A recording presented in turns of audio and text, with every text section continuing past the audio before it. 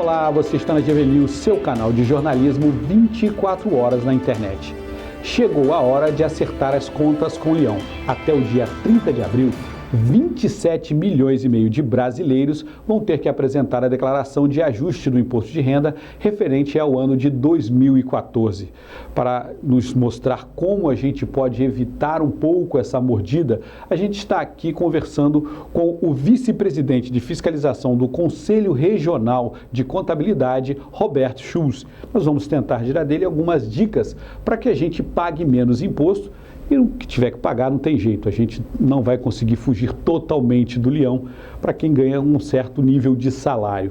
Seu Roberto, obrigado por sua presença aqui. Eu estou explicando para o telespectador que não tem como fugir do leão. Quem recebeu aí mais de 26 mil reais, um pouquinho mais de 26 mil reais no ano passado, vai ter que apresentar a declaração. Quem recebeu rendimentos não tributáveis acima de 40 mil também tem que apresentar a declaração, que esse ano é toda eletrônica, não tem mais papel, acabou agora a eletrônica, e pode até apresentar em nuvem. Quer dizer, essas novidades as pessoas sabem lá no site da Receita, que é o www.receita.fazenda.gov.br, vai lá, tá tudo lá, mas é importante conversar com o contador, porque muitas vezes a gente paga além do que deveria, né? E cai na malha fina por erros que poderiam ser evitados. Então, esse é o motivo da nossa conversa, quer dizer, dar uma orientação para o telespectador para ele pagar menos e não ter problemas com a Receita por erros bobos que podem ser evitados.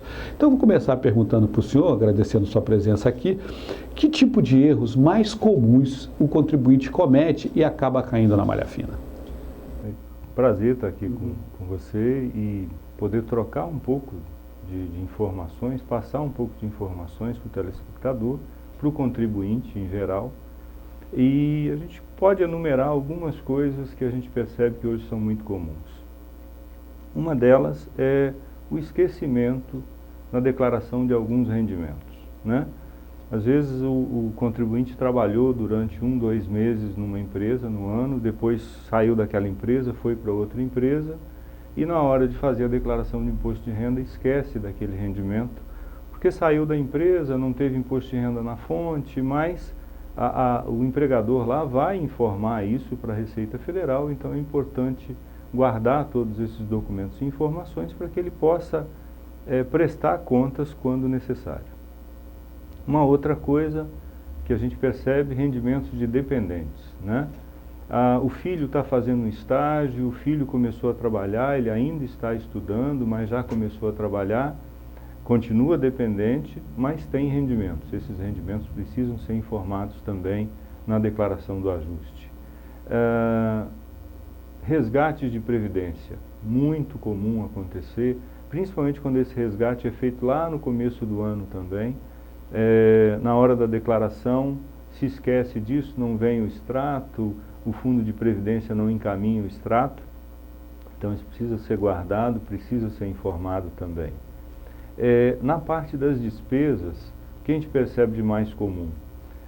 Existem basicamente 2 tipos de previdência, VGBL e PGBL. Somente o PGBL pode ser lançado como despesa para fins de imposto de renda. Então, as pessoas acabam fazendo uma confusão e lançam esse VGBL, que é uma aplicação financeira, é um fundo de previdência, mas é uma aplicação financeira, lançam isso como se fosse uma despesa de imposto de renda, cai na malha. Outra coisa, plano de saúde. Se você tem um plano de saúde para você e para a sua família, você na hora de informar isso na declaração de imposto de renda tem que informar dependente por dependente. Você tem uma parte, sua esposa tem outra, seu filho tem outro filho tem outro, sua mãe, seu pai, né? E as pessoas acabam lançando isso de forma total, né? Outra coisa, você levou seu filho ao médico, a consulta é para o seu filho, o recibo vai sair no seu nome, mas a consulta foi para o seu filho, então quem tem que ser informado ali é o seu filho. Por quê? O cruzamento de informações, a Receita Federal tem todas essas informações lá. Então, se você não toma esse devido cuidado, você acaba por uma falha, caindo na malha fina e depois tendo que prestar informações e acaba preocupando isso, né, depois na hora, não recebe sua restituição ou acaba tendo que pagar um imposto com multa e juros depois, que é bastante pesado. O senhor falou uma questão importante, que muita gente tem plano de saúde e pega lá, bota o total. Quer dizer, eu pago todo mês R$ 1.200 para a família, lanço no meu imposto de renda R$ 1.200. Eu tenho que dividir isso, quer dizer, dos 1.200, 300 por mês é meu e 300 da minha esposa e os outros, sei lá, os outros 600 são de 3 filhos ou de 2 filhos. Tem que botar 300, 300, 300, 300? Exatamente. Você tem que discriminar cada pagamento feito para cada dependente. E às vezes acontece uma confusão que as pessoas fazem. Ah, mas quem paga o plano sou eu e o dependente está na minha esposa, né? O filho está na esposa. Então, eu vou lançar na minha declaração os 300 que me competem. Os 300 da esposa e do filho vão ser lançados na declaração da esposa. Mesmo que ele pague? Mesmo que ele pague. Não é por quem paga, é pelo beneficiário, pelo contribuinte. A mesma coisa com relação à escola, mas quem paga a escola é o pai. Mas se o dependente está na declaração da mãe, então a escola vai ser lançada na declaração da mãe. Então tem que se tomar cuidado com isso também, para evitar que você caia em malha e depois tenha que pagar imposto sem necessidade. Sem necessidade. Então esses são os problemas da malha fina. E quais os problemas de quem paga além do que deveria? O que se esquece de lançar ali, que abate o imposto de renda, que as pessoas normalmente esquecem e acabam pagando mais imposto do que deveriam? Bom, a primeira coisa que eu acho que o contribuinte tem que pensar sempre, e ele vai utilizar o modelo completo. Então, todas as despesas que ele tiver de saúde, de educação, todas que forem dedutíveis, previdência privada, devem ser guardadas ao longo do ano. Se o melhor modelo para ele vai ser o simplificado ou completo, ele vai descobrir na hora da declaração, né? Então, guardar esses comprovantes numa pastinha, numa forma de arquivo que ele possa depois encontrar tudo isso.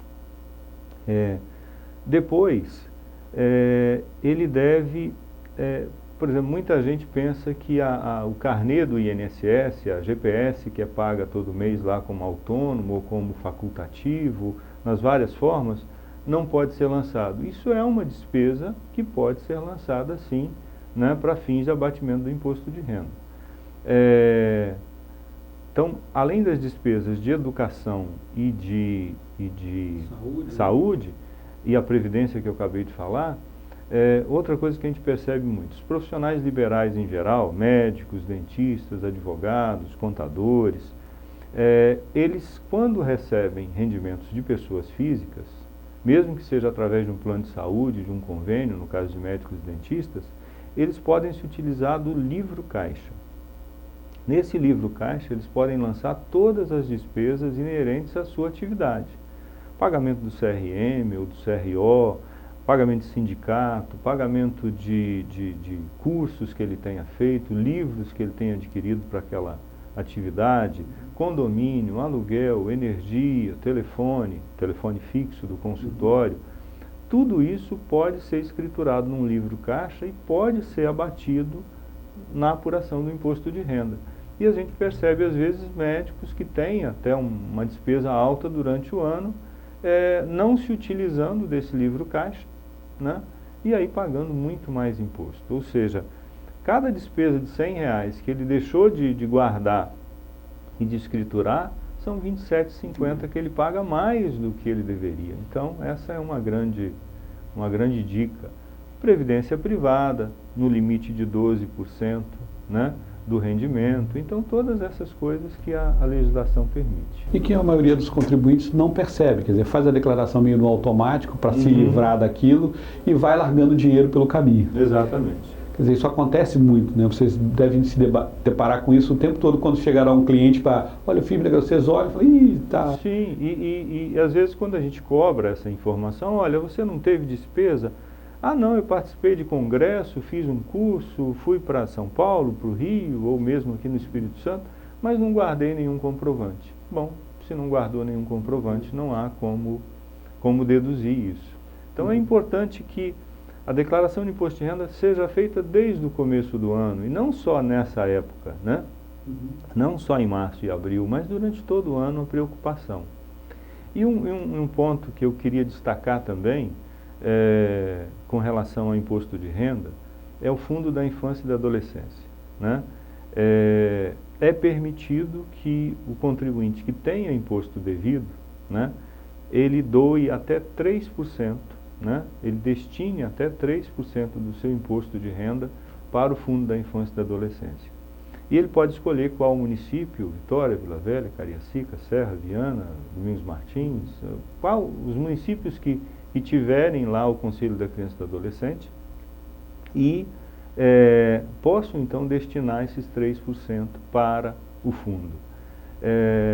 Não vai custar nada, não custa nada, né? O imposto que ele ia pagar, se ele ia pagar R$100, ele vai continuar pagando os mesmos R$100, só que ele vai destinar R$3 para o fundo e R$97 para a Receita Federal. Então o dinheiro fica aqui no Estado, o dinheiro é empregado por essas entidades que fazem um trabalho maravilhoso no cuidado da criança e do adolescente.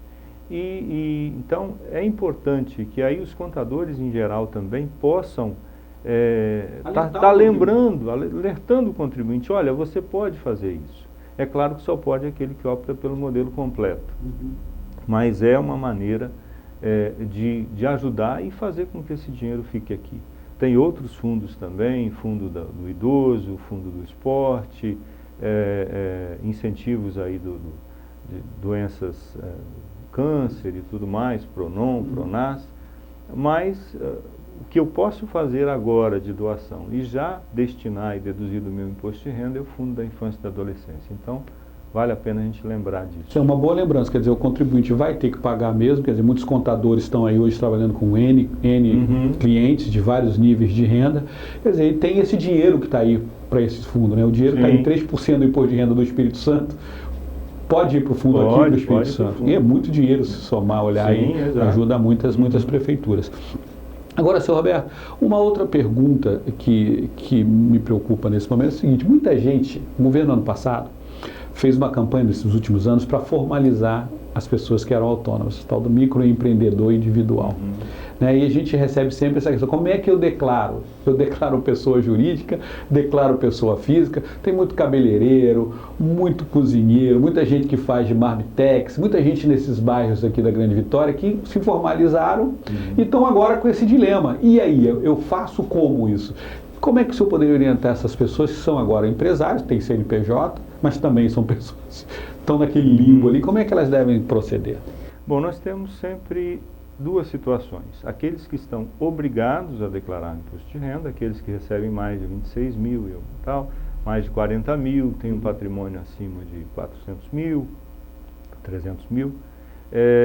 Então tem essas obrigações. E tem aquele que pode declarar independente de estar obrigado.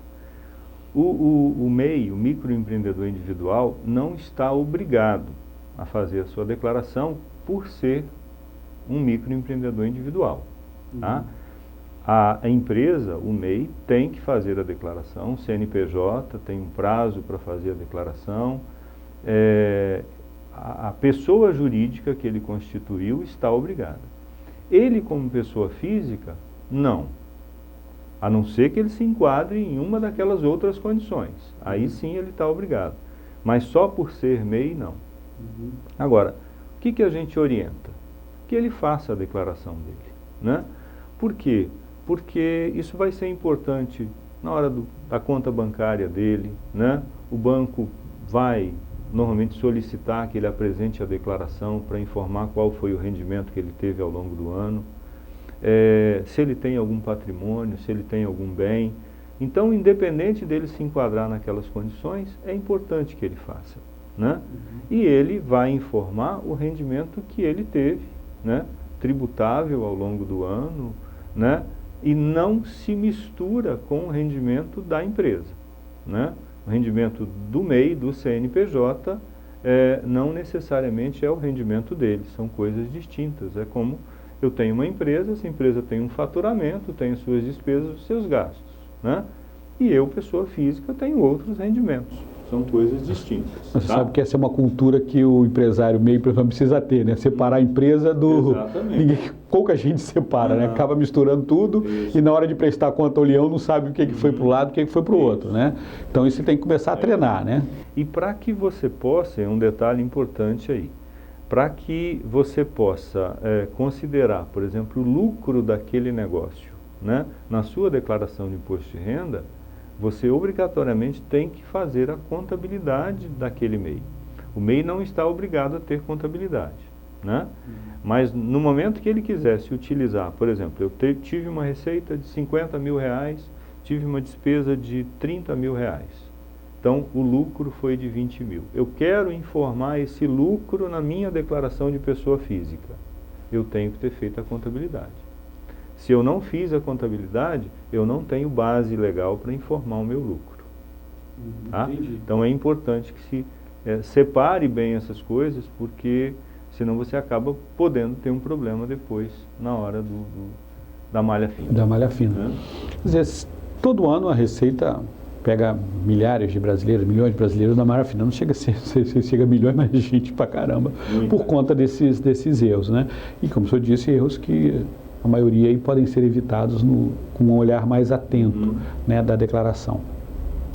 Como é que vocês esperam que seja esse ano? Quer dizer, todo ano é a mesma coisa. Vai, quando chega no dia 28 de abril, faltando 2 dias para terminar o prazo, começa a correria. Vocês acham que vai ser esse ano a mesma coisa? Olha, infelizmente, né, ainda prevalece a cultura de deixar para a última hora, né? E a gente tem procurado alertar, pelo menos os clientes, de que eles não façam isso, de que eles procurem fazer com antecedência. Até porque vai dar tempo de juntar uma informação que está faltando, corrigir alguma informação. É possível até mudar de modelo dentro do período de entrega, né? Passado o período, você não pode mais fazer isso. Então, se evita uma retificação depois, se evita uma série de coisas. Aquilo que eu falei lá atrás, comece a fazer sua declaração de imposto de renda de 2016 agora. Não deixe isso para 2016. A Receita Federal, a partir de maio agora, vai disponibilizar um aplicativo chamado de rascunho. Isso já foi disponibilizado no final do ano passado, mas ainda muito pouco utilizado, que você vai poder começar a fazer sua declaração de imposto de renda mês a mês, que vai ser muito interessante. E com isso você vai passar a juntar os seus documentos mês a mês e evitar esse última hora, essa urgência, que normalmente gera muitos problemas, porque faltou o informe de rendimentos, faltou isso, faltou aquilo, você acaba pagando mais imposto que aquilo que você falou, por não dar tempo mais de correr atrás das coisas, ou normalmente caindo na malha fina e depois tendo uma série de problemas que poderiam ser evitados. Eu estou lembrando de uma outra pergunta que você fez com relação ao que eu posso lançar. Pagamento de previdência social da empregada doméstica, né, ou do empregado doméstico. Aqueles 12% que eu sou obrigado a pagar mensalmente, eles podem ser deduzidos do imposto de renda, né? Se eu tenho R$1.000 de imposto a pagar e eu paguei R$1.000 de previdência para a empregada doméstica, aquela minha parte, não a parte que eu descontei dela, mas a minha parte, eu posso abater do imposto. Então, é uma coisa que muita gente assina a carteira do empregado doméstico, paga a previdência durante o ano, aí a empregada sai, vai embora, né? Acontece uma rescisão e aí ela tinha empregada, mas qual o número do CPF dela? Não sei. Qual o número do NIT? Eu entreguei o carnê para ela, não fiquei. Com isso você acaba perdendo literalmente aí tudo aquilo que você pagou de previdência e vai ter que pagar o imposto de renda de novo. Então, é uma outra dica aí que fica para essa dedução. Quer dizer, todo o imposto INSS lá, pago para a empregada doméstica, é abatido do valor a pagar, e não percentualmente no coisa. Não, no valor é o valor real. Somou... existe um limite, né? Esse limite é de 1.000 são muitos números, mas vamos lá, R$ 1.152,88. Mais São R$ 1.152,88. É muita coisa, que se você deixa para a Receita se você não declarar. Exato. Né? Esse é o problema, quer dizer, quando a gente erra, o leão morde, vai para malha fina, tudo mais. E quando a gente paga mais, ele devolve? Não. Ele não te avisa, né? Então, por isso é importante que você acompanhe, né, a legislação. Nos jornais são publicados diariamente aquelas dicas, né? As rádios e as TVs estão se preocupando em cada vez informar mais. No caso de uma declaração mais complexa, procure um profissional habilitado, procure um contador, procure um profissional que saiba fazer. Porque sai mais barato até às vezes. Sai muito mais barato, né? E aí, falando como profissional, tome cuidado com aquelas coisas igual eu vi esses dias ali em Carapina, uma placa de todo tamanho informando: faça sua declaração por R$ 35, qualquer declaração. Ora, né, tem declaração que dá um trabalho de dias, né? Não vou dizer de horas, não, de dias de trabalho, em função de sua complexidade, né? E alguém propor cobrar R$ 35 por isso, tenha certeza de que você vai ter o atendimento pelo qual você pagou. Tá? Então, procure um profissional habilitado, procure um profissional que conheça a sua atividade, né? Em média, quanto ficaria uma declaração de uma pessoa física, um médico, um advogado, que é um profissional liberal que normalmente tem mais problemas de apresentar? Olha, eu não considero caro, né?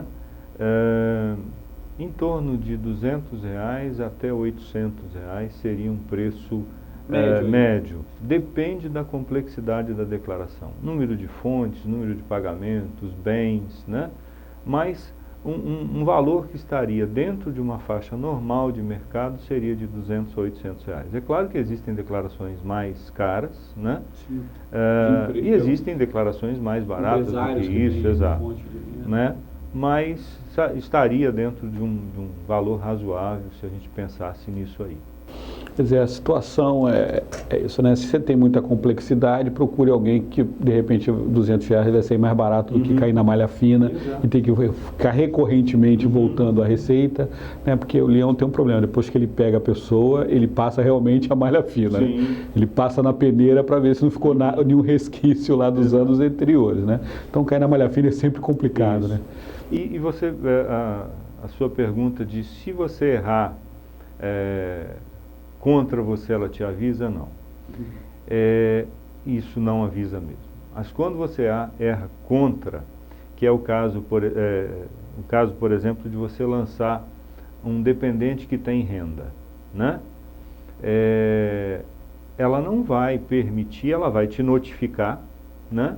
E você não tem mais como retificar a declaração depois e fazê-la separado, tirar aquele dependente que seria muito mais econômico para você. Então, voltando àquele assunto do dependente, cuidado, se o seu dependente teve rendimento, lance o rendimento e veja se vale a pena mantê-lo como dependente, né? Que é melhor talvez que ele faça separado, ou se ele não tiver obrigado, que ele nem faça. Mas você manter naquela condição, você corre o risco depois de ter que pagar um imposto de renda muito maior, né, do que você deveria normalmente se não tivesse colocado ele lá. Uma coisa que a gente vê é assim, não tente burlar a Receita, né? Não. Hoje, não tente. Não. O cruzamento de informações existente é uma coisa de maluco, né? Os fiscos, em geral, sabem do que você comprou antes de chegar o produto na sua casa. Então, antes de chegar o produto na sua casa, o fisco já sabe que você adquiriu aquele produto. Então, cartão de crédito. Eu pago uma fatura de cartão de crédito de R$ 5.000 por mês e não declaro imposto de renda? O limite não são 26 mil? Então eu paguei 60 mil ao longo do ano de cartão de crédito e sou isento de imposto de renda? Qual é a mágica, né? Então, serviços médicos, todos os serviços médicos de clínicas, hospitais, são informados para a Receita Federal. Plano de saúde, não adianta eu lançar um plano de saúde mais do que eu paguei, um hospital que eu não consultei, que eu não usei. E no ano de 2016 vai ser ainda pior, porque os médicos, os profissionais liberais, pessoa física, vão ter que informar para o fisco também quais os pacientes que ele atendeu e o número do CPF. Quer dizer, o cruzamento vai ser imediato. Então, não tente burlar. Não adianta informar o que não existe, porque a Receita sabe aquilo que existe. Já há, inclusive, a possibilidade de quem tem o certificado digital importar da Receita, do site da Receita Federal, uma declaração pré-preenchida. De tanto que ela já sabe. De tanto que ela já sabe. Ela já sabe qual foi o seu rendimento, ela já sabe se você comprou uma série de coisas, ela já sabe, o cartório informa quando você compra um imóvel, quando você vende um imóvel, ações ela sabe se você comprou e vendeu. Então, não tente, porque, e quem já dispõe do certificado digital, eu aconselho inclusive que faça essa experiência, busque lá a informação. Até para não cair em tentação de tentar enganar porque não consegue. O leão está com um olhão e as garras estão sempre afiadas, e tecnologia hoje é absurdamente atualizada, cruza tudo. Exatamente. Então não vale a pena esse risco. E aproveita aí que ainda tem um mêsinho, corre, né? Adianta. Exato, é aquilo que eu falei, faça. Procure o seu contador, procure quem faz a sua declaração, ou se você mesmo faz, faça. E faça simulações, veja o que pode ser feito, se está faltando alguma coisa. Um detalhe ainda, variação patrimonial. Né? Eu falei do cartão de crédito, mas às vezes a pessoa informa que teve um rendimento de R$100 mil no ano. E aí o patrimônio dela aumentou de 100 mil para 300 mil. Mas os 200 mil vieram de onde? Como? Né? Como é que ela conseguiu fazer essa multiplicação dos pães e dos peixes? Não é possível. Né? Então, a variação patrimonial ela tem que crescer de acordo com o seu rendimento. E uma vez na malha fina, a Receita Federal vai entender que você omitiu aquela receita que falta para complementar, né? Então, cuidado, né, com isso, né, com essa movimentação de patrimônio, porque a Receita Federal sabe de tudo e está de olho, né? Senhor Roberto, obrigado por essas explicações, por essa conversa. Acredito que o telespectador está mais, a partir de agora, está mais atento, sabe um pouquinho do que olhar. Tem sempre o site da Receita, que tem perguntas e respostas. Tem sempre a consulta à própria Receita presencial, pode ir lá perguntar. Quer dizer, a Receita não interessa a Receita pegar ninguém na malha fina, interessa ter a base de dados, informação correta. Quer dizer, a Receita quer pegar, não quer pegar ninguém, quer presente, quer paga os seus impostos, que todo mundo fica feliz. Né? Por isso que ela está disposta, tira quantas dúvidas precisar, para que todo mundo apresente a declaração correta. Né? É isso que é importante, né? Com certeza. Tire dúvidas e não tente enganar o leão, que o leão não é manso, né? Não. Nem um pouco. Nem um pouquinho. Senhor Roberto, obrigado mais uma vez por sua presença aqui. Eu convido o senhor para voltar outras vezes. Nós vamos ter um mês aí para a gente ir conversando sobre o que for importante aí para a Receita. Tanto eu como o Conselho Regional de Contabilidade estamos à disposição. Sempre que você precisar, estaremos aqui. Ok, mais uma vez, obrigado. GV News, a TV da Grande Vitória, a gente volta daqui a pouco com uma nova notícia. GV News, porque informação é coisa séria.